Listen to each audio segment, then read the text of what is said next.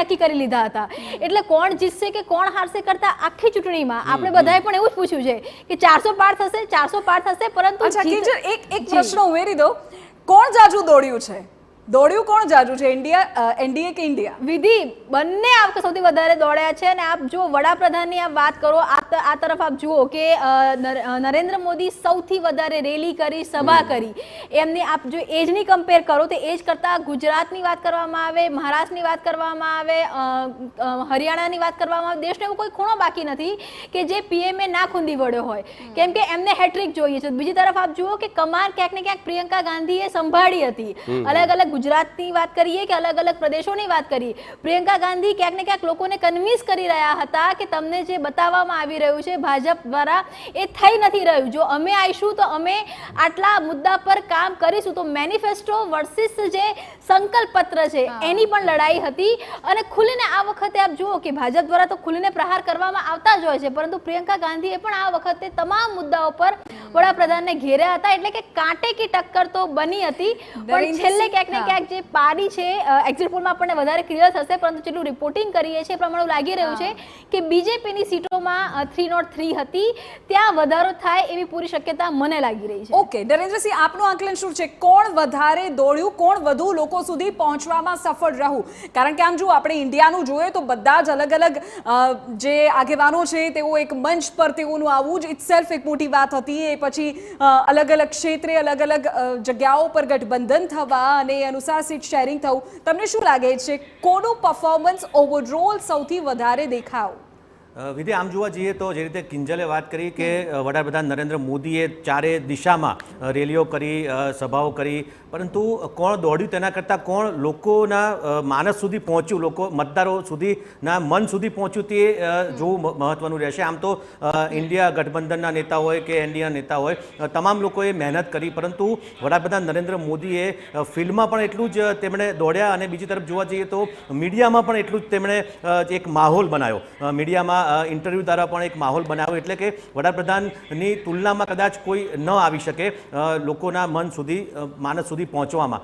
Overall જોવા જઈએ તો જે રીતે આ વખતે જે માહોલ આપણને જોવા મળ્યો, અલગ અલગ મુદ્દાઓ જે બદલાતા જોવા મળ્યા દરેક ફેઝ પ્રમાણે, અને તેના કારણે આપણને કદાચ લાગી રહ્યું છે કે જે બીજેપીની 303 બેઠકો ગયા વખતે એકલા હાથે જીતી હતી તેમાં કદાચ વધારો થાય તેવું મારું પણ અનુમાન એ પ્રકારનું છે. અને એનડીએની બેઠકમાં પણ થોડોક વધારો થશે તેવું હાલ લાગી રહ્યું છે. પરંતુ એક વાત ચોક્કસ છે કે ઇન્ડિયાએ એનડીએને એક પ્રકારે ક્યાંક ને ક્યાંક બાંધી રાખ્યું હોય તેવો માહોલ આપણને ચોક્કસ જોવા મળ્યો હતો. અચ્છા, ઓકે, હવે વાત જરા એ મુદ્દાઓની કરવી છે કે જે અત્યારે વોટ પડી રહ્યા છે. જગદીશ, આમ જોઈએ તો 7મા તબક્કાનું મતદાન થઈ રહ્યું છે. બસ થોડી જ મિનિટોમાં હવે ઈવીએમની પેટી સીલ થઈ જવાની છે, અને એટલે જ આજે 7મા તબક્કાની જે મતદાનની આખી પ્રક્રિયા ચાલી રહી છે તેને લઈને થોડી વાત કરી દઈએ. મેપ અત્યારે લોકોની સ્ક્રીન પર છે. સૌથી પહેલા જો ઉત્તર પ્રદેશની વાત કરવામાં આવે તો ઉત્તર પ્રદેશની કુલ 13 બેઠકો પર અત્યારે મતદાન થઈ રહ્યું છે, અને તેમાં મુખ્યત્વે વારાણસીની બેઠકનો પણ સમાવેશ થાય છે કે જ્યાંથી પ્રધાનમંત્રી ભારતીય જનતા પાર્ટીના કેન્ડિડેટ છે. ગોરખપુર ખૂબ હાઈ પ્રોફાઇલ સીટ. એટલે આ બધી જ બેઠકો એવી છે કે જ્યાં અત્યારે મતદાન થઈ રહ્યું છે. ઉત્તર પ્રદેશની 13 બેઠકો પર મતદાન બાકી હતું, જે હવે બસ થોડી મિનિટોમાં પૂરું થઈ જશે. બિલકુલ, આ તો ઉત્તર પ્રદેશનો ઓવરઓલ આ અત્યારનો ચાર્ટ આપ્યો કે આ 13 બેઠક પર અત્યારે વોટિંગ થઈ રહ્યું છે અને હવે પૂરું થવા આવ્યું છે. દિગ્ગજોના ભાવિ ઈવીએમમાં કેદ થવાના છે. નેક્સ્ટ જે પ્લેટ છે તે પણ આપણે ચેન્જ કરીએ. આ ઉત્તર પ્રદેશની પણ વાત થઈ, અને હવે વાત કરીશું પશ્ચિમ બંગાળની. જો આ રહ્યો એ આખો ચાર્ટ. પશ્ચિમ બંગાળની અત્યારે 9 બેઠકો પર ઉત્તર પ્રદેશ પછી આ પશ્ચિમ બંગાળની સીટ છે, કુલ 9 બેઠકો, અને તેમાં બારાસાત, દમદમ. એટલે કે આ તમામ જે સીટ્સ છે એમાં ઘણા એ કેન્ડિડેટ છે કે જેઓ મિનિસ્ટર છે અને ઓપોઝિશન લીડર પણ છે, અને આ તમામના ભાવિ ઈવીએમમાં કેદ થવાના છે. પશ્ચિમ બંગાળ, જે વિધિ પ્રધાનમંત્રીએ પણ કહ્યું કે અમારી નજર આ વખતે પશ્ચિમ બંગાળ ઉપર વધારે છે, ત્યાંથી વધારે સીટો નીકળશે તેવું પણ કહી રહ્યા છે. અને એ જ પશ્ચિમ બંગાળમાં 8 કિલોમીટરની પદયાત્રા મમતા બેનર્જીએ કરી છે. હવે કોની યાત્રા ફરશે સમય કહેશે. બિહારની વાત કરી દઈએ.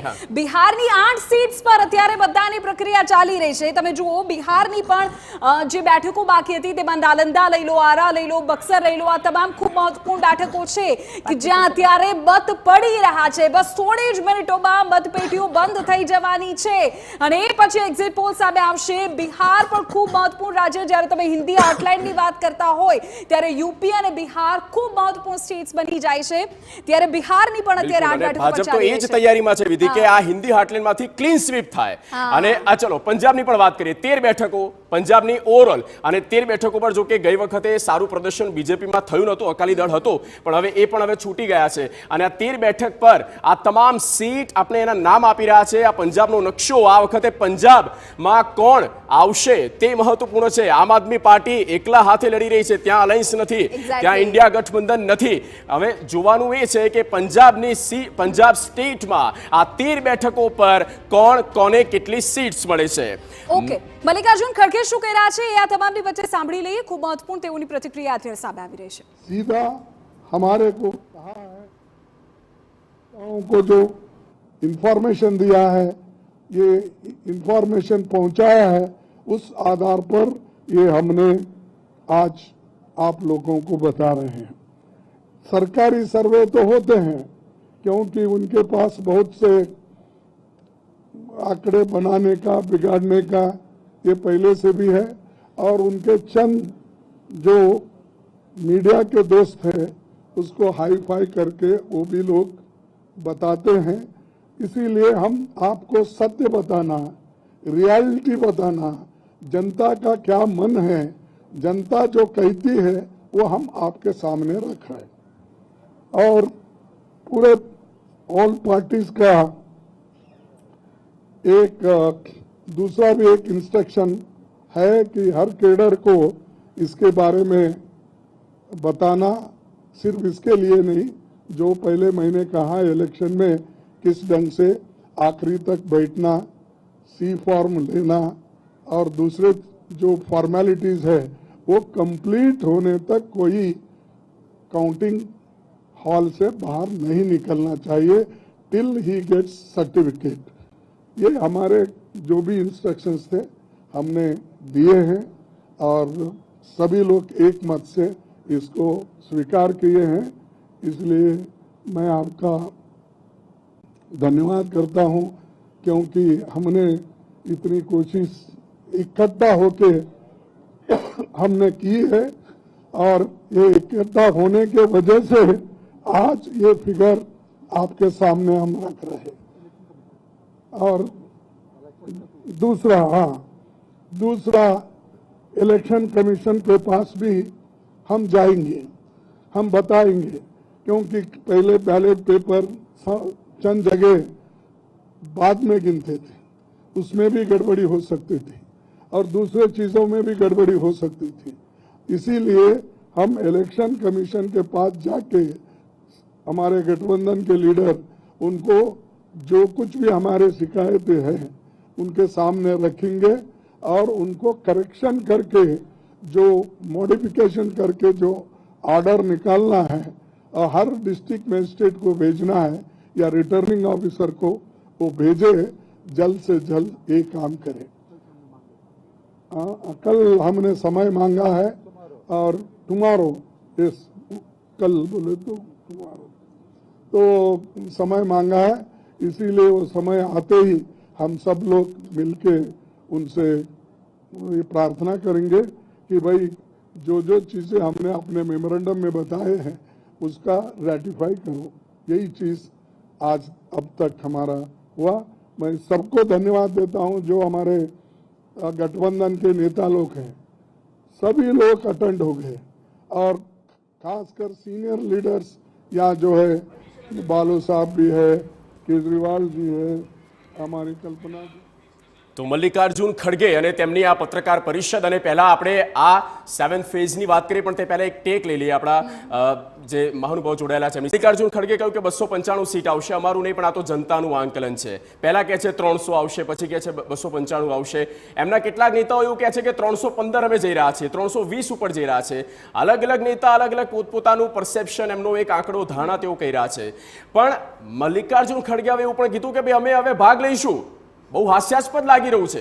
મીડિયા પર સવાલ કરવામાં આવે છે ઓપોઝિશન તરફથી કે તમે એક તરફી બતાવો છો, પણ પહેલા ભાગ તો લો તમે, પછી તમારી વાત અમે મૂકીશું ને. કારણ કે જગદીશ, કોંગ્રેસના નેતા પવન ખેરાએ પહેલા જાહેરાત તેના દ્વારા કરવામાં આવી કે અમે ચર્ચામાં એક્ઝિટ પોલમાં ભાગ નહીં લઈએ, અને હવે પ્રમુખ કહી રહ્યા છે કે અમે ભાગ લઈશું. એટલે કે અને તેની સામે ભાજપે પણ આકરી તેની ટીકા કરી કે આ સામૂહિક વૃત્તિ અપનાવે છે, હારવાની ડર લાગી રહ્યો છે એટલે કોંગ્રેસ આવવા નથી માંગતી ચર્ચામાં. પરંતુ હવે જે રીતે કોંગ્રેસે પાછો નિર્ણય બદલ્યો છે, જે આપણે જોવા જઈએ તો કોંગ્રેસ પહેલેથી આપને અટકાવવા માંગુ છું. જેપી નડ્ડા કે કહી રહ્યા છે, પહેલા એ સાંભળી લઈએ.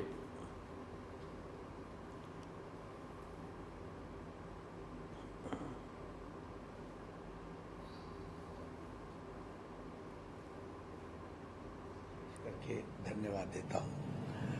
मैं धन्यवाद देता हूं अपने यशस्वी प्रधानमंत्री जी को, जिनके नेतृत्व में भारतीय जनता पार्टी ने चुनाव लड़ा, और मैं अपने करोड़ों कार्यकर्ताओं को, जिन्होंने मोदी जी के नेतृत्व में, प्रधानमंत्री जी के नेतृत्व में दिन रात एक करके हमारे मतदाताओं को जागृत किया, हमारे मतदाताओं तक पहुंचे, घर घर संपर्क किया और इतनी भीषण गर्मी में उनको मतदान के लिए प्रेरित किया, और इस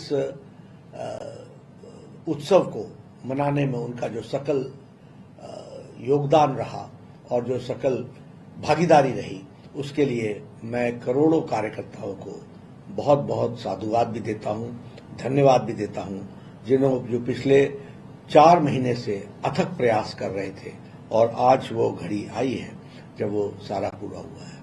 मैं प्रधानमंत्री मोदी जी को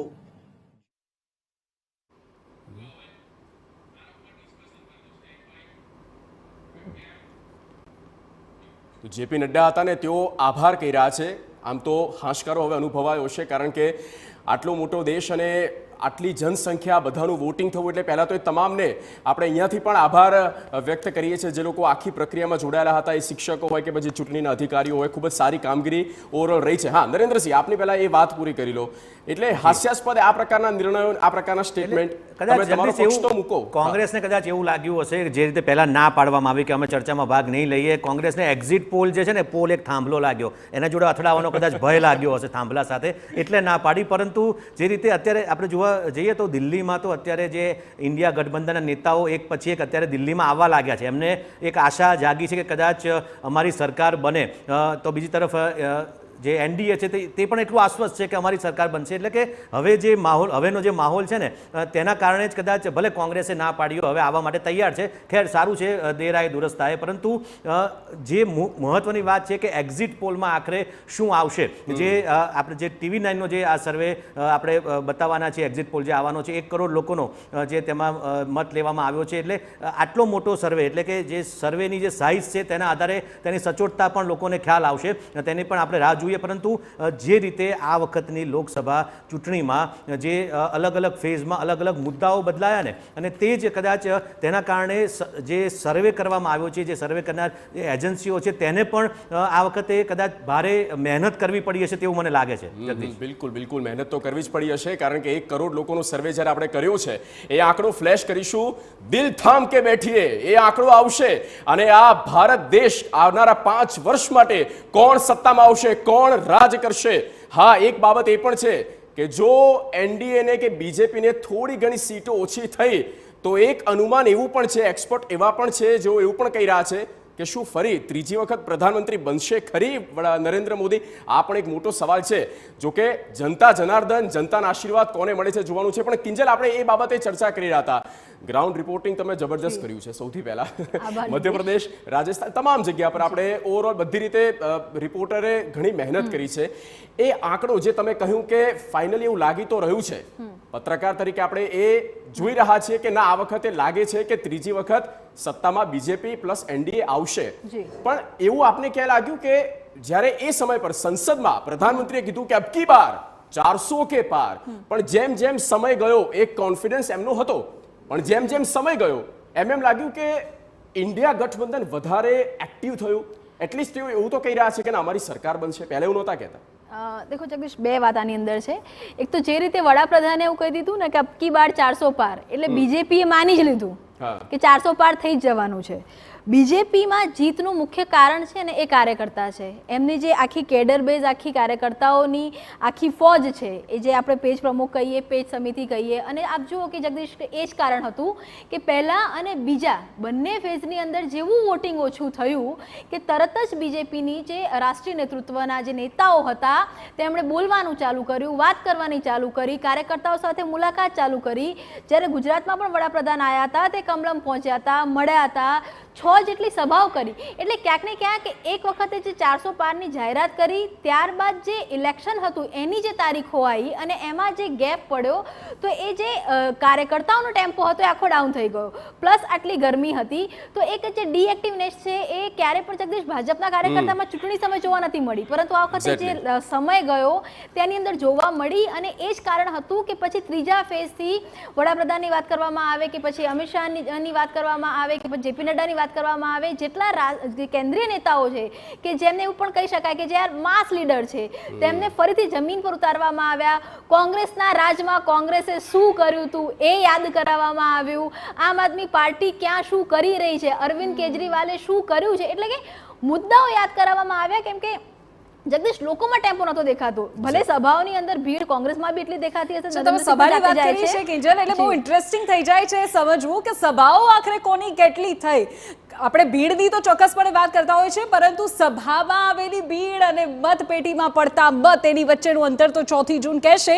પરંતુ અમારે આપણે આંકડાઓ બતાવવા છે કે જેનાથી આપણે અંદાજ લગાવી શકીએ કે આ આખી ચૂંટણીમાં કોણ કેટલું હાવી થયું, કોણે કેટલો પ્રચંડ પ્રચાર કર્યો. આપ જુઓ, મોદીનો પ્રચંડ પ્રચાર આપની સ્ક્રીન પર છે. લગભગ 75 દિવસ ઝંઝાવાતી પ્રચાર કરવામાં આવ્યો. કુલ 206 સભાઓ થઈ. જી હા, 154 કલાકથી વધુનું સંબોધન વડાપ્રધાને ઓવરઓલ ચૂંટણી પ્રચાર દરમિયાન કર્યું હતું. અને 80 થી વધુ તો ઇન્ટરવ્યુ વડાપ્રધાને આ ચૂંટણીના માહોલની વચ્ચે આપ્યા હતા. એટલું જ નહીં, 1000 સવાલોનો સામનો વડાપ્રધાને કર્યો. આ લોકસભા ઇલેક્શન કે જેમાં હેટ્રિકના દાવાઓ થઈ રહ્યા છે, 400 પારનો આંકડો અપાયો છે, 370 પ્લસનો બીજેપીનો પોતાનો દાવો છે, એમાં વડાપ્રધાને કરેલી સભાઓનું આ ચિત્ર છે, એના આંકડાઓ છે. જગદીશ, બિલકુલ. અને કમસે કમ આ આંકડા જોઈને વિપક્ષ એવું તો નહીં કહેવી હતી કે વડાપ્રધાન ઇન્ટરવ્યુ નથી આપતા. જુઓ, 80 થી વધારે ઇન્ટરવ્યુ પ્રધાનમંત્રી નરેન્દ્ર મોદી આપ્યા છે. 1000 સવાલોનો સામનો પણ કર્યો છે. અને 2019 અને અત્યારે શું ડિફરન્સ છે, બંને વચ્ચેનો તફાવત શું છે, એ પણ અમે આપને સ્ક્રીન પર બતાવવા જઈ રહ્યા છે બિગ વોલમાં. એ પણ વિગતો જરા સ્ક્રીન પર ફ્લેશ કરવામાં આવે. જુઓ, આ છે આંકડો. મોદીનો પ્રચંડ પ્રચાર 75 દિવસ અને ઝંઝાવતી પ્રચાર કર્યો. જુઓ, ઓવરઓલ આંકડો આવી ગયો છે મારી પાછળ. જુઓ, 2019માં 142 રેલી, રોડ શો 2019માં કરવામાં આવી. અને હવે 2024માં 206 રેલી અને રોડ શો વડાપ્રધાને એકલા હાથે કર્યા છે. એટલે 206 રેલી, રોડ શો કરવામાં આવ્યો.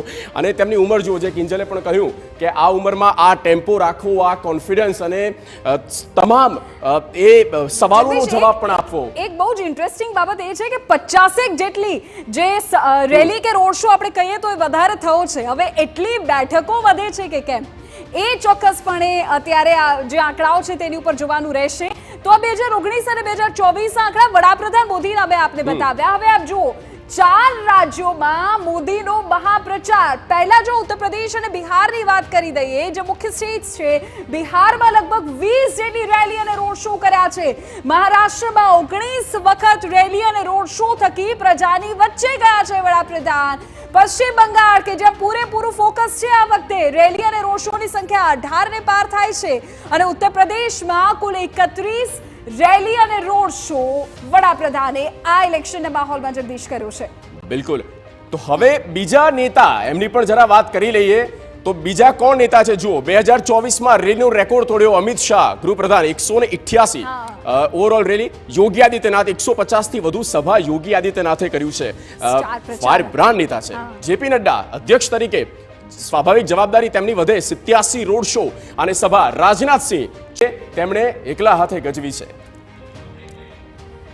તો આ રેલીના આંકડાઓ છે, જે પ્રકારે આપણે 2019 અને 24 ને લઈને પણ વાત કરી, પરંતુ હવે સમજવું એ છે કે એક્ઝિટ પોલ આખરે શું કર્યો છે. આ રેલીમાં વધતી ભીડ કે થયેલી ભીડ શું મતપેટી સુધી પહોંચી છે, સમજીએ છીએ. એક્ઝિટ પોલના આંકડાઓ આપના સુધી બસ ટૂંક સમયમાં. આપ ક્યાંય ન જતા, જોડાયેલા રહો TV9 સાથે. છે.